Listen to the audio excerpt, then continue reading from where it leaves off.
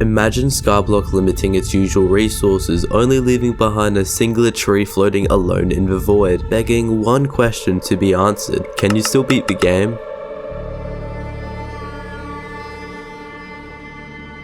I first loaded into the world and fully took in the long road ahead, but I quickly got to chopping down a tree and crafting a wooden axe, along with some slabs which I used to expand the blocks I could walk on, but most of all save any items that fall from the tree into the void. Yes, sapling. This here is going to be the first of many cycles of collecting saplings and planting them on a singular piece of dirt, of which this dirt is one of two aspects that I added to this challenge to actually make it possible. So without wasting time, I placed my sapling and began waiting for it to grow.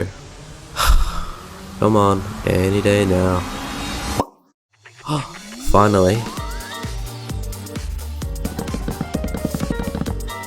Now finally, ladies and gents, we have a platform. This will spawn a variety of useful mobs since every structure normally generated in the Minecraft world is gone, besides end portal frames at an unknown location somewhere across the void, making mob spawners impossible to create. Oh no. Okay, that was a little close. However, they're extremely stronger than me, so just like the old times in Minecraft, I waited until the sun rose and very carefully eliminated the rest. Yeah, I just end up knocking them off the edge because this is quite dangerous. However, mobs early games are quite essential, mostly because of two reasons: bones and zombies. Bones to bone meal trees and zombies for rotten flesh, since I'm in hardcore mode and every heart and hunger bar I have is a closer chance to survival. Zombies also have a slim chance to drop iron.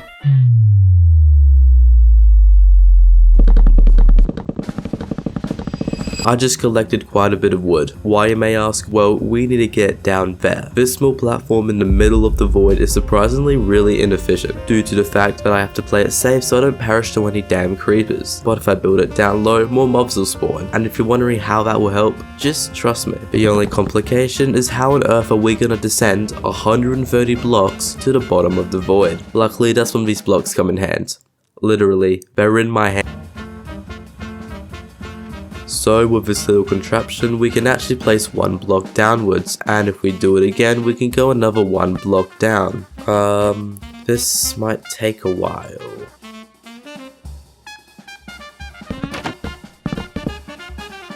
Now that I'm even closer to the grips of the void, there's something I forgot to mention. Yes, zombies do have a chance to have iron, but on average we need to kill 750 just for one. Hence I built a big platform, not for mobs to spawn here, but here. You see, these 4 holes is where I'm supposed to build a mob farm, although we hit a roadblock, which is... and there goes all my wood. Well, you just heard it there. To construct this masterpiece, we'll need a lot more wood. Luckily, I've been scavenging the grounds to savor one item in particular: bones. So there I went, axe after axe. I slashed down dozens of trees. Even after I ran out of bone meal, I pushed through until I possessed all of the wood.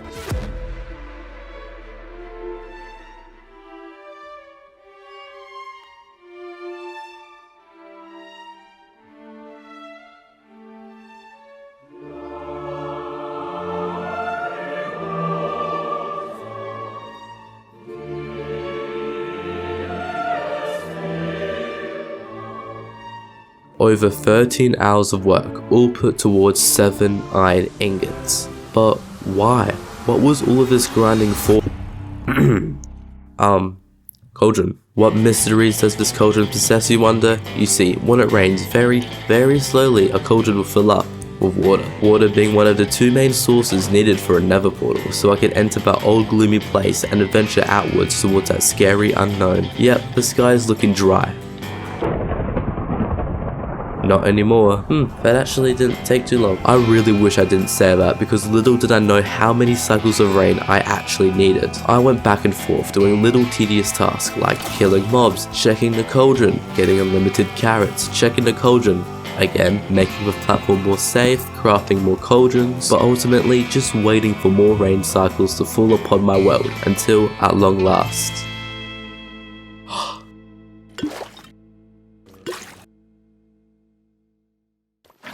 oh my god. Finally. That is right, people. Water. With this one water source, I used the glass bottle to fill up the cauldron again, therefore supplying me with infinite water. Yo, this actually feels so rewarding. Now considering that we are one step closer to beating the game, it made me aware of a new problem we need to solve. The stakes are getting high. I've already put dozens of hours into this project, and dying because of some cheap, lousy armor from my mob farm would be absolutely miserable. So to make sure to prevent that, we need to acquire villagers. Specifically, we need armor smiths for diamond armor and toolsmiths for diamond tools. But how do we get said villagers? Well, as you've seen, this farm is stupidly efficient, and by simply going around killing mobs from time to time, we'll get... Ooh, that's a zombie villager, in which I'll break the chute to place blocks to prevent any mobs from falling through, and very precisely with an axe kill any other mobs remaining to break the zombie villager out and toss them into a boat. Oh, of course that happens. That's just great. While I'm very tediously attempting to enslave 2 zombie villagers, I reckon it's a great time to ask you, yes you watching, to subscribe. For over a year now, I've been creating videos on this channel and I'm coming up on 1,000 subscribers. So if you want to help a small creator reach a small goal in the big world of YouTube, then consider subscribing. I'll be more grateful than you could possibly imagine.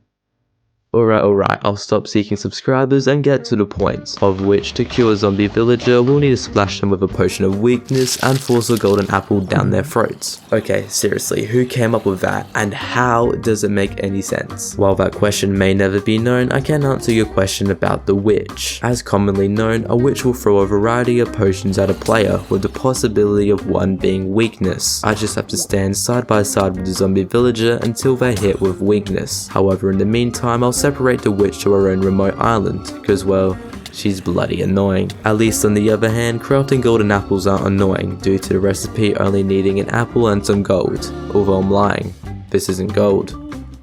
It's iron. So how do we instead get gold? Sadly, this may be a harder process than first intended. I went through and researched all of the possible methods to obtain gold. Mining?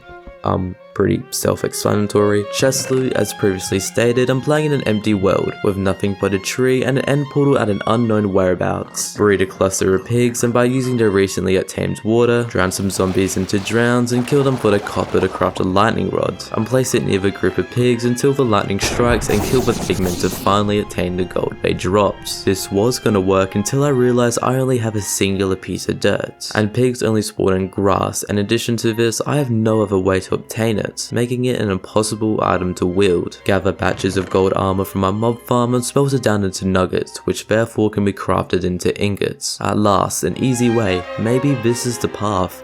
This is the way to get gold. But I then comprehended the fact that a furnace is crafted with cobblestone, and for that I require water and lava. One I already have, but how do I get the other? This question led me into a deep rabbit hole of just processing everything. All of the blocks I originally thought were possible may turn out not to be, but I haven't been honest. I have a confession. A secret that would change the outcome of this video. That being below the end portal possesses a singular lava source. But why? Why keep it a secret? Why keep it a secret all this time? Well, throughout the creation of this video, I've slowly changed my perspective of what I consider a challenge. I've spent dozens of hours planning and obtaining basic resources. It almost reminds me of when I first played, that old feeling of spending hours collecting items, building, trying to survive the night, but ultimately trying to reach a certain goal, which for me is to beat the game while still trying to maintain the old fun, challenging aspects. So I'm gonna leave myself with 2 options: bridge out to the end portal to obtain lava, or explore the unknown and do more research to perhaps find the old yet new challenging aspect that we all desire for. And honestly, I'm not sure what path I want to take. Oh, wait. What? Name it the exact Actually, it same as the worked. old world was named. It's Yes, spawned it as a worked. skull. Okay, Okay. okay.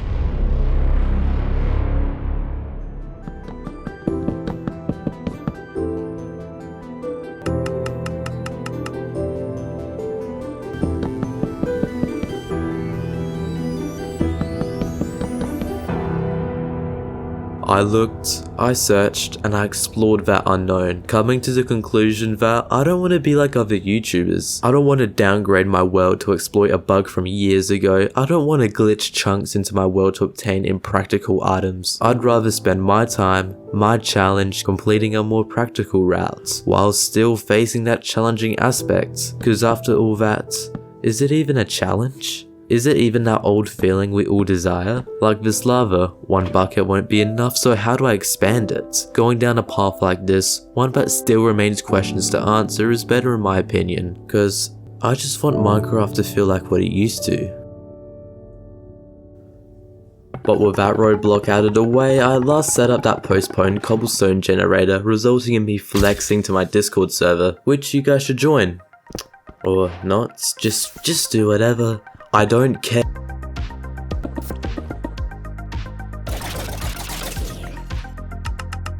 I may be getting black lung, but nevertheless, it's worth it for this hefty amount of nuggets to be crafted into gold and then into golden apples, which leads me into the fun parts. So, how can I cure them without messing up? Well, there's not really a technique. I slightly budged the zombie villagers, I moved the annoying witch into position, and waited until she struck the zombie villagers with weakness so I could quickly feed them the golden apples, while quickly moving the witch and saving myself from death, when finally...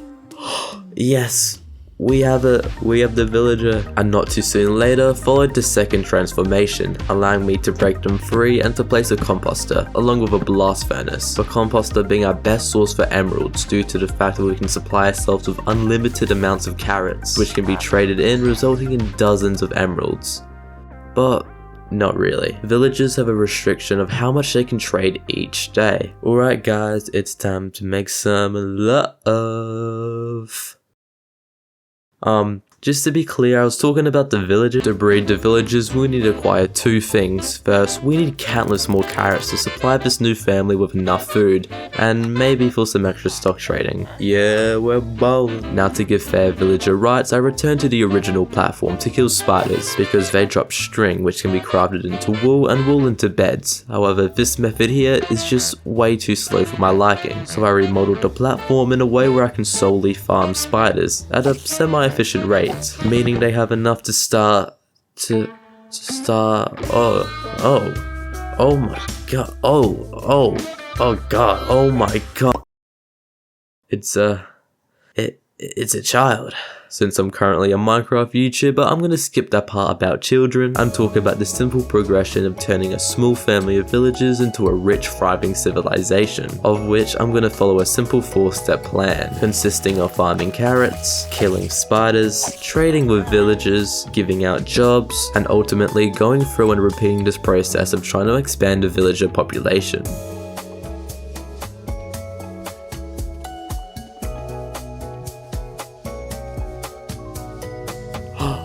Yes! We've finally done it! We have the diamond armor and tools. So like, now what? Well, with this newly achieved armor, we are prepared to cross enemy territory, aka the Nether. Just one teensy little problem that we've already brought up. How do we get more lava? Since every obsidian block is technically one lava source, luckily it's surprisingly not too complicated. It just requires another 4-step plan, consisting of assembling piles of wood by causing deforestation with the same tree at a time, which kinda disproves my point if I think about it. Anyway, to build up and construct a platform towering above the world, along with gathering some charcoal to include torches so it shines the mobs away, meaning I could finally sit there peacefully AFKing for hours on end, patiently standing by for one mob, the wandering trader. Yes, highly considered as one of, if not the most useless mob in the game, is going to be our difference between killing the ender dragon and failing this challenge. All because of dripstone that can be found only in 10% of their trades, of which the wandering trader only spawns on average every 5 hours. Alright, this might take a while.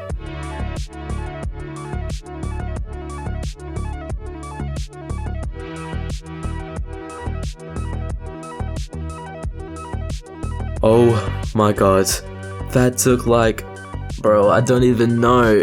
Oh my. At least it's over now, at least it's over. So, what was the sole purpose of attaining this dripstone? It was to construct a lava farm. You see, once lava is above dripstone, small droplets will fall into these cauldrons, and once some time passes, you can collect the lava to build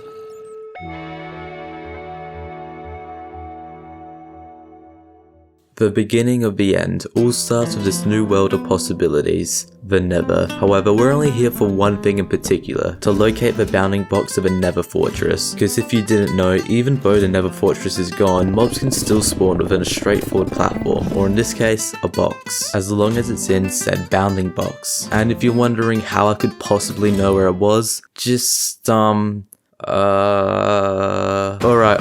I may have just ranted on about how I wanted a challenge, but there's a fine line between a challenge and pure suffering. Building potentially dozens of platforms scattered across chunks for miles on end, just to kill some blazes would be the end of my sanity. So thanks to the mod mini HUD, we now possess a great deal of blaze rods, and I'm really glad I chose this route because the nearest Nether fortress was quite far away. Meaning, ladies and gents, we don't have to interact with this anymore. So like, time to get prepared, I suppose.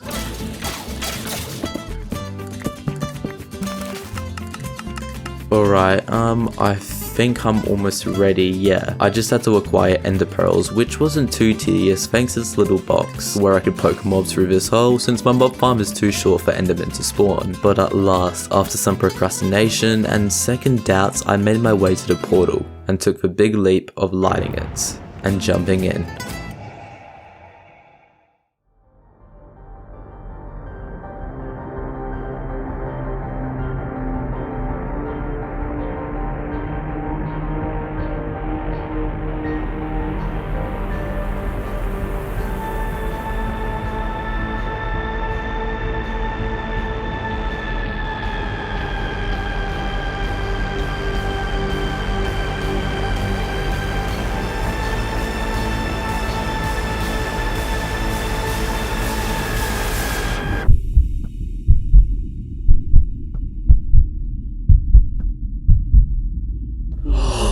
Yes.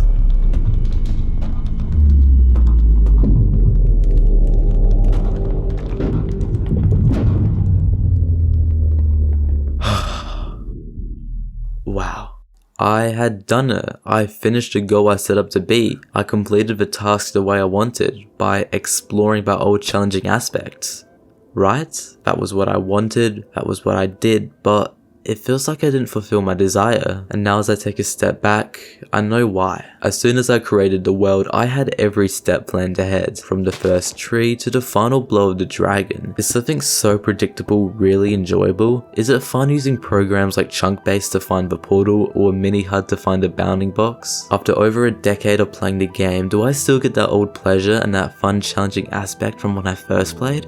The answer's obviously no, of course I won't. For a while now, I felt like I've had this weight carried on top of me to continue making Minecraft videos, even though deep down, I don't want to. But this video has helped me understand that I need to change, and that's what's happening. This here will be my last Minecraft video, and I want to take a moment to say thank you. Thank you to everyone that followed me along this journey over the last year, because I have learned and experienced so much. But don't worry, because I'm not done with YouTube. This here is only the beginning, and I hope with you watching or anyone new watching to continue, because for once I'm excited to see where my future on YouTube leads.